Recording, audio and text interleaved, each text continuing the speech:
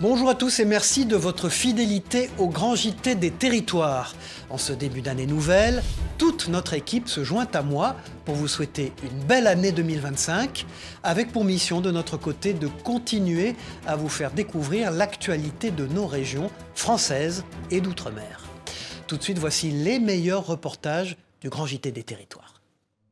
Ceci est un boîtier pour faire parler les moules. Donc c'est de l'électronique qui va être relié, comme vous voulez le voir, aux animaux, avec donc ce type de micro-électrodes que l'on va fixer à l'extérieur des animaux sur les coquilles pour pouvoir mesurer en continu les micro-mouvements des animaux, puisqu'on descend au micromètre, donc c'est une extrême précision. Un câble remonte ensuite à la surface jusqu'à un autre boîtier afin de transmettre les données récoltées nuit et jour. Ce système ingénieux et non invasif, issu d'une technologie du CNRS, permet en fait de mesurer la qualité de l'eau en fonction du comportement des mollusques. On vient littéralement lire sur les lèvres des animaux. Et avec ça, on est capable de recréer leur rythme biologique, leur croissance, la vitesse de contraction de leurs muscles. Et bon, ça nous permet de faire un bilan de santé, en fait, journalier des animaux, à distance, alors qu'elles sont sous l'eau et que nous, on peut être à quelques milliers de kilomètres de là. C'est l'animal 4 et on a ici un enregistrement sur toute la journée où on voit l'animal qui était ouvert, qui va se fermer, qui reste fermé et qui se rouvre ici.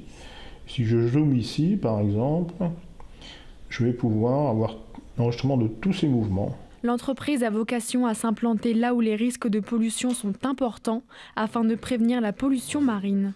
Le mécanisme est aussi plébiscité par les ostréiculteurs. Eux, c'est de toute façon augmenter, je dirais, leur productivité, s'ils le peuvent, en résolvant un problème qui est lié à la manipulation des poches à huîtres. C'est-à-dire que c'est un métier très pénible, aller manipuler les poches à huîtres. Moluscan Eye a déjà installé son système dans plus de 80 lieux en France et dans le monde. En Gironde, il devrait bientôt l'être dans le grand port de Bordeaux, mais aussi dans l'estuaire de la Gironde à proximité de la ferme-usine de saumon au Verdon. Et si vous deveniez testeur officiel de vos produits préférés?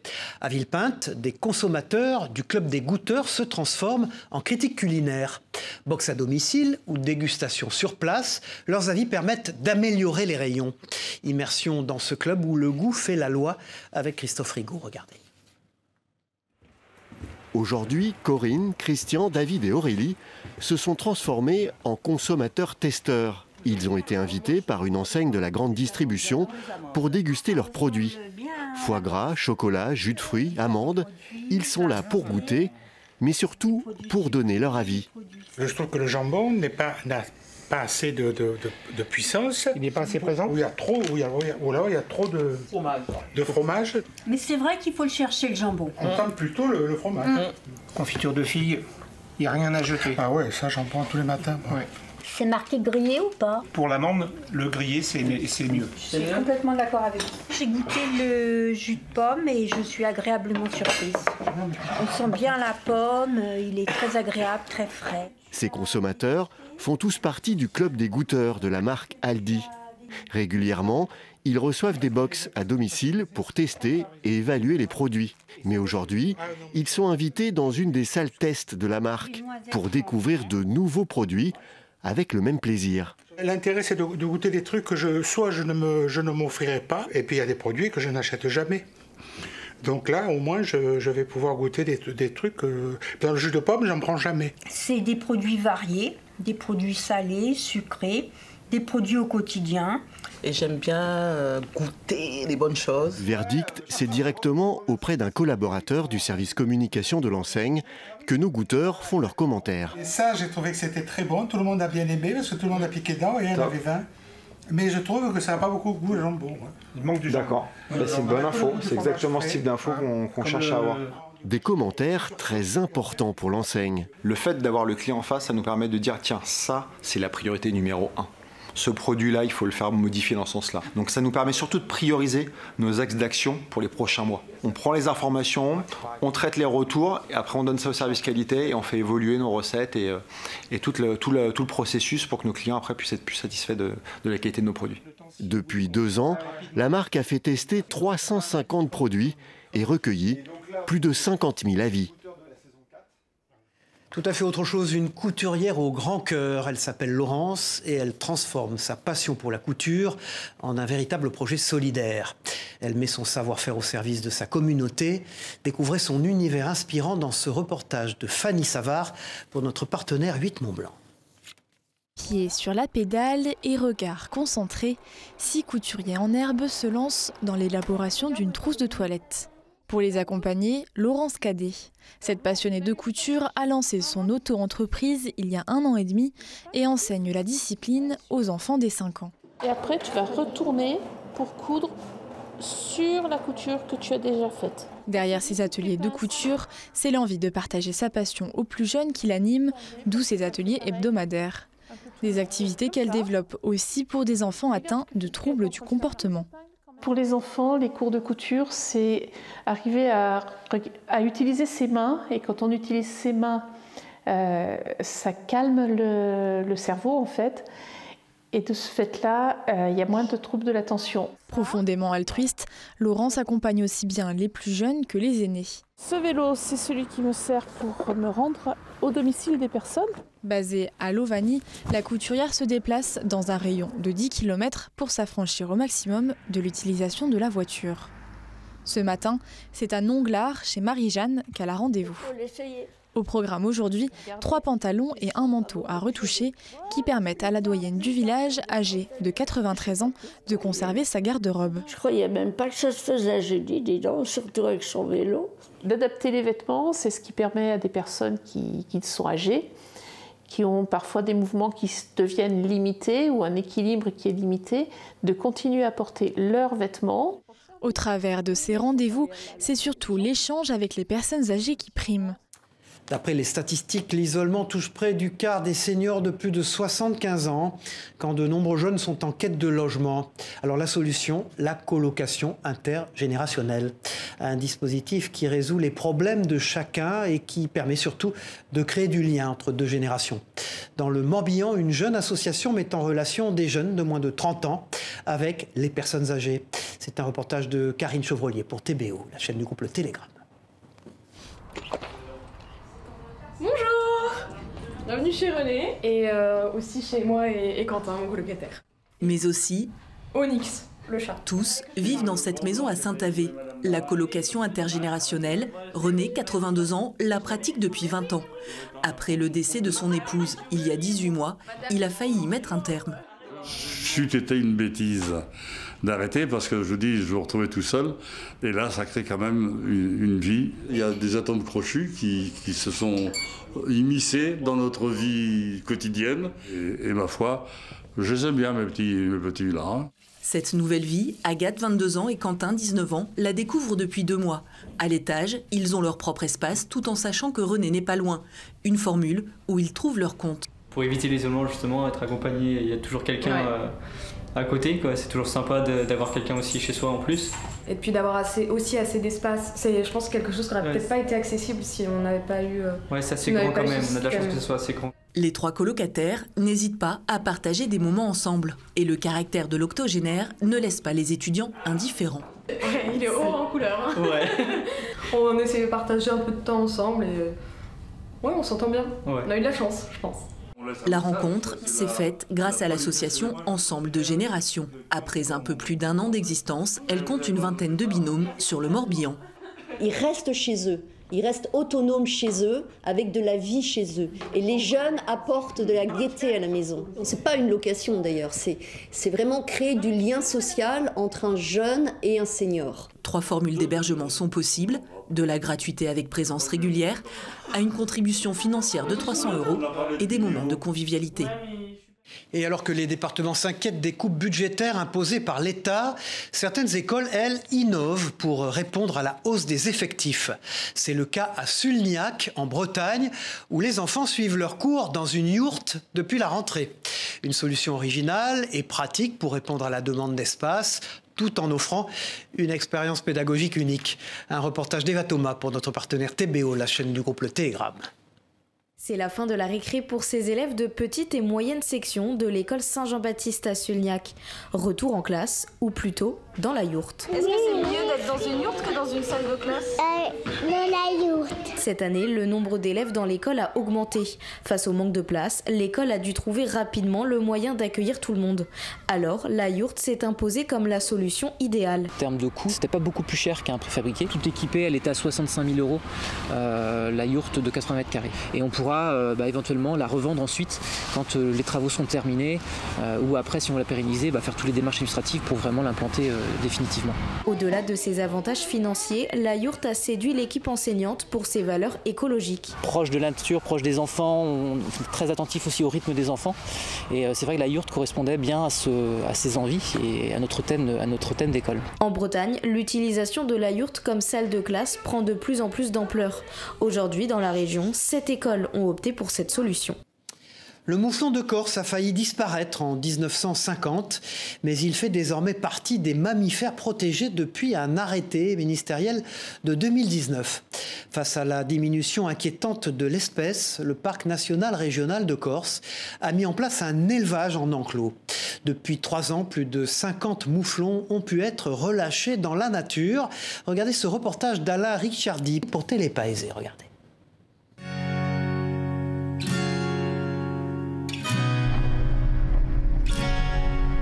Alors là, Gladys, qu'est-ce qu'on va là? On va à l'enclos d'élevage des mouflons sur la commune de Cointes. On prend la piste qui mène à l'enclos. Alors en fait, ils ont mis ces mouflons en enclos donc en 2004 pour faire un élevage parce qu'il y avait un effondrement de la population de mouflons sur le massif de Baville. Et comme ils ne voulaient pas que l'espèce disparaisse, ils ont préféré mettre des animaux en enclos afin de faire un élevage et de pouvoir les relâcher par la suite en nature. Ça a été un succès. Donc là, en 3 ans, on a lâché 52 mouflons sur le massif de Cagnes. Alors, ça c'est un mélange spécial où il y a du pois cassé, de l'orge et du maïs. Donc c'est un complément alimentaire qu'on leur donne parce que comme ils sont dans un enclos, malheureusement, ils n'ont pas la ressource alimentaire nécessaire pour vivre. Donc on est obligé de leur amener un supplément. Et le seul moment où on peut les voir qui sont paisibles et qui ne partent pas en courant, etc. J'ai un rôle d'observateur, j'influe sur la prédation et voilà, je regarde que tout se passe bien, mais je ne touche pas les animaux. Non. C'est des animaux extrêmement sauvages. Oui, c'est des animaux très sauvages. On ne dirait pas parce que c'est dans des enclos, mais en fait, oui, ils ont gardé l'instinct sauvage. Mais comme ils sont habitués déjà qu'à une personne, à partir du moment où il y a d'autres personnes, d'autres odeurs, de suite c'est la panique et on les voit pas, quoi. Donc après, on les capture pour les relâcher donc dans leur milieu naturel. Que là, par exemple, il y a les mâles qui sont séparés des femelles car on est en période de naissance et comme ça on peut mieux les compter, mieux les suivre parce que c'est quand même des animaux sauvages donc c'est très difficile de les apercevoir. Ah oui, c'est une passion, c'est une fierté, des fois c'est un peu compliqué parce que c'est de l'animal sauvage, que c'est en extérieur, etc. mais c'est le plus beau métier du monde. Oui.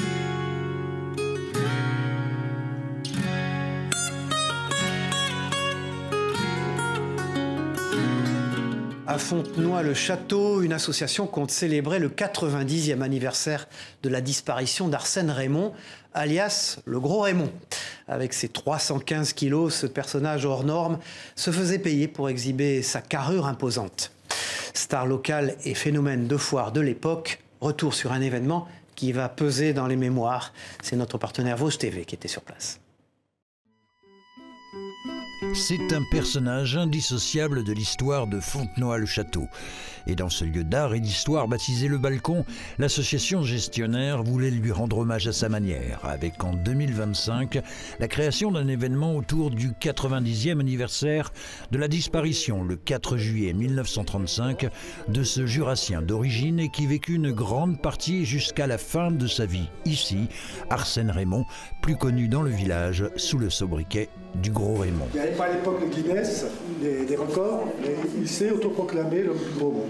Car avec ses 315 kilos, celui que l'on appelait encore le colosse jurassien était un étonnant personnage. Après avoir été garçon de café, marchand de vin ou vendeur de chaussures, il deviendra ce qu'il était encore convenu d'appeler à l'époque un phénomène de foire. Et c'est bien cela qui est à l'origine du projet qui sera mené par ces 2 artistes. Vanina habite à Fontenoy-le-Château et c'est la singularité de l'homme qui l'a marqué. Je pense qu'il ne subit pas sa différence physique, mais il la cultive, il la nourrit.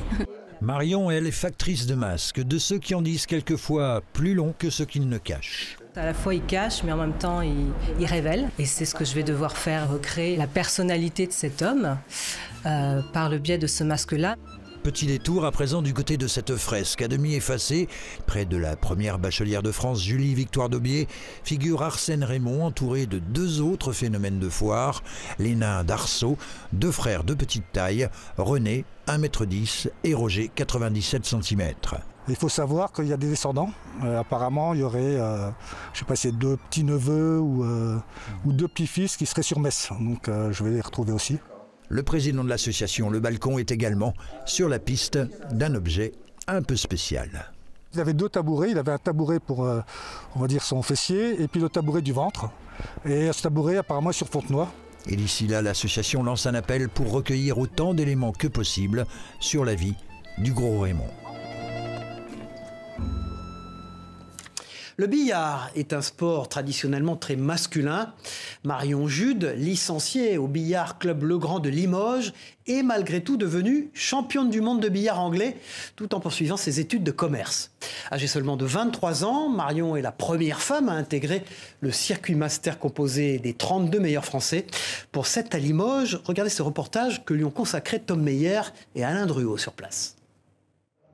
Le monde du billard est essentiellement masculin. À Limoges, un club travaille à féminiser la discipline en organisant différentes actions.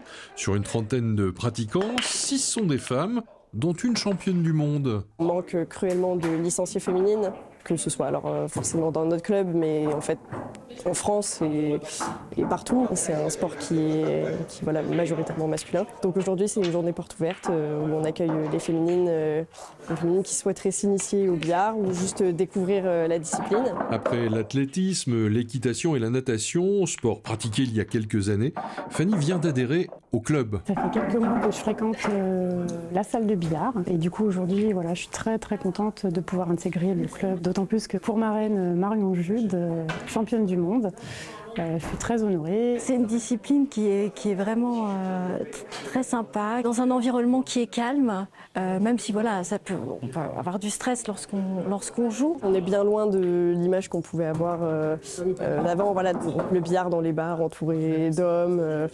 C'est plus du tout ça, il y a des clubs... Maintenant, voilà, il y a des clubs avec des écoles. On peut venir apprendre voilà, de manière très sympathique avec des gens qui sont passionnés et qui sont là qui sont prêts à expliquer. En loisir ou en compétition, le billard, mesdames, mérite votre attention. Voilà, et puis Lucien Magana est luthier depuis près de 30 ans. Il fabrique des guitares dans son atelier de Sionzier en Haute-Savoie. En plus de rechercher le son parfait, il s'amuse avec l'esthétique pour faire de ces instruments des objets uniques. Chacun d'entre eux a été fait sur mesure, vous allez le voir. Ce travail minutieux nécessite plusieurs heures, voire plusieurs années de labeur. Pour 8 Mont-Blanc, Kezia Poudou l'a rencontré dans son atelier. Regardez. Avant d'être luthier, Lucien Magana est surtout passionné par la musique. C'est à l'âge de 13 ans qu'il découvre la guitare et plus de 60 ans plus tard, cet instrument de musique détient toujours une place importante dans sa vie. Je suis chanteur-guitariste. Donc quand on chante, la guitare c'est un instrument, on va dire presque favori parce qu'on peut l'emmener partout. Hein, vous asseyez au coin d'une table, vous prenez une guitare et puis ça y est, c'est parti. C'est par passion qu'il a découvert ce métier dans les années 1990. Ne pouvant pas en vivre à 100%, il travaillait en parallèle dans une usine de décolletage. Aujourd'hui retraité, il continue de créer son instrument favori. Au total, il a fabriqué près de 80 guitares et voici la pépite de sa collection. Celle-là, elle est unique. Je l'ai présentée à Paris plusieurs fois. Et jusqu'à présent, personne ne m'a encore copié. Il n'y a pas d'ouverture. Il y a une double table et un double fond. Mais avant de pouvoir sortir de telles notes, ce prototype lui a demandé beaucoup de temps, plus de 2 ans de travail. Les guitares plus traditionnelles nécessitent quant à elles près de 150 heures. Guitares classiques, folk, électriques ou encore même des ukulélés sont créés dans cet atelier. Sa clientèle étant avant tout composée de musiciens professionnels, la qualité se doit d'être irréprochable. Et cela commence d'abord par le choix du bois et notamment de la table d'harmonie, élément essentiel de la guitare puisqu'elle a un énorme rôle à jouer dans la sonorité de l'instrument. Le PCA est un très bon bois de résonance qui est utilisé depuis le Moyen-Âge pour fabriquer les violons, les violoncelles, etc. Le bois de chacune des parties de la guitare, comme le manche, le fond ou encore les éclisses, a été réfléchi pour optimiser ce matériau au maximum. Suivant si vous voulez une guitare qui brille ou une guitare qui soit un peu plus sourde ou un son qui soit un peu moins brillant ou un peu plus brillant, on travaille exactement sur les barrages qui sont sous la table. Le plus gros de cette commande sur mesure a été effectué. Une fois terminée, elle ira dans une salle spéciale dont l'hygrométrie est mesurée pour permettre à l'instrument une conservation optimale. À Limoges, la capitale de la porcelaine s'interroge sur l'impact écologique de son activité.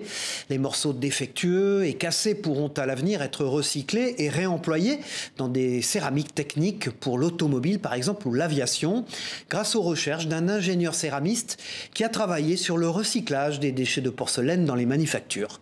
C'est un reportage de 7 à Limoges sur place. Partagé entre la manufacture de porcelaine Coquet et l'incubateur d'entreprise de l'Université de Limoges, Valentin Jaillat vient de mettre au point Sarah Shape, un procédé pour la réutilisation des déchets porcelainiers. Ça ressemble bien à une véritable révolution.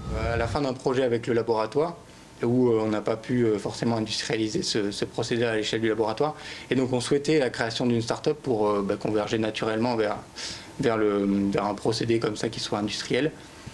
Du coup, avec l'écosystème autour de l'IRSER, de Esther, etc., on a convergé naturellement vers l'incubateur. Ce qui est produit lors de différentes étapes de production, justement, au sein de la manufacture. Donc, c'est des défauts, des choses comme ça. Et donc, ça, c'est traité comme des déchets ultimes. Donc, c'est des déchets qui sont enfouis la plupart du temps. Et donc, nous, ce qu'on propose avec ce projet-là, c'est de l'utiliser comme une nouvelle source de matières premières. Et moi, je n'avais pas du tout l'intention de me lancer dans la création d'une start-up. C'est l'opportunité qui s'est montrée à moi. Et voilà, j'ai eu la chance de pouvoir travailler là-dessus. Et puis dans ce journal, un voyage dans le passé, direction Ancy-Dorneau, au cœur du château de Ronqueville, où Martine dévoile un musée privé dédié à son grand-père Marcel Rebouzet, préfet à la Libération et proche du général de Gaulle. Cet homme a marqué l'histoire de Metz, un lieu chargé de mémoire à découvrir avec notre partenaire Moselle TV. C'est à lui, à Marcel Rebouzet, que le général Walker remet les clés de la ville. Et pourtant, le préfet a été oublié des Messins et effacé de l'histoire pendant plus de 60 ans. Ami du maire de Metz Raymond Mondon et du général de Gaulle, il avait récupéré un département en ruine à la Libération. L'idée, c'est vraiment de mettre en lumière cet homme qui a été fondamental pour Metz et la Moselle. Il est resté à Metz de 1918 en tant qu'avocat à 1956, avec la période, somme toute très brève, de la préfectorale, donc 44-45, mais son influence sur Metz a été profonde. Une grande figure du barreau de Metz. Il a marqué la vie intellectuelle locale parce qu'il a fait de nombreux discours radiophoniques et autres. Il était une sorte de journaliste de l'époque aussi parce qu'il écrivait beaucoup. Il a milité en faveur de la création d'un aéroport civil à Metz, à Frascati. En vidant la maison familiale, la petite fille du préfet a découvert des archives uniques. Le grand public peut les voir jusqu'à la fin de l'année au château de Ronqueville. L'exposition retrace sa vie. Là, j'ai beaucoup de photos originales de la libération de Paris. Et c'est à ce moment-là qu'il assiste à des scènes. La libération de Paris, c'était vraiment un déchaînement de vengeance. On voit ces femmes tondues exhibées dans les rues. On voit ces hommes lynchés, massacrés. L'avocat qu'il était ne supportait pas cette violence. Je pense que c'est aussi pour ça que le général de Gaulle l'a choisi. Il savait que ce serait un homme qui maintiendrait la paix civile. Ultime hommage du préfet actuel, depuis le 18 juin, une salle de la préfecture porte le nom de son grand-père. Et on termine ce JT en couleur. Danse et Madras sont animés une journée spéciale dans un centre de loisirs dédié à la découverte de la culture martiniquaise. L'événement, organisé pour la journée de la tenue traditionnelle, a plongé les enfants dans le riche patrimoine de l'île, entre folklore et histoire. Retour sur cette belle immersion culturelle avec Loïc, Régis et Bérénice Angot pour notre partenaire Via ATV sur place. Pour les petits comme les grands, le tissu Madras est de rigueur aujourd'hui. Les enfants de ce centre aéré de Fort-de-France répètent leur gamme sur des notes de Begin, une mélodie qu'Emma et ses camarades connaissent maintenant par cœur. 1, 2, 3. Ils ont entre 2 et 10 ans, une jeune génération qui doit encore s'approprier les codes de son patrimoine culturel. Pour la directrice de cette structure, moderniser l'aspect du tissu emblématique est une des solutions. C'est important pour moi que le madras soit quelque chose qu'ils puissent porter au quotidien. Pour nous, c'est porter de beaux habits. Donc souvent, dans de grandes cérémonies, nous portons notre madras. Et là, on a montré aux enfants qu'on n'a pas besoin forcément des grands jours pour sortir du madras. On peut faire un arrêt-tête, on peut porter un jupon, etc. C'est magnifique parce que c'est ça notre cible. Montrer à la jeunesse, montrer aux petits que nous avons une tenue traditionnelle comme les Normands, les Bretons. Et ils vont en être fiers.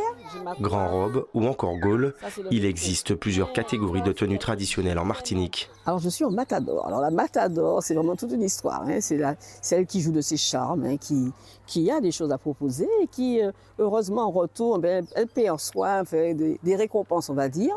Et donc la matador, elle est très, très achalandée en bijoux. Vraiment, on a la panoplie, on a les chaussures qui vont avec, on est dans notre tenue avec les codes respectés. Au revoir à tous et merci d'avoir suivi le Grand JT des Territoires.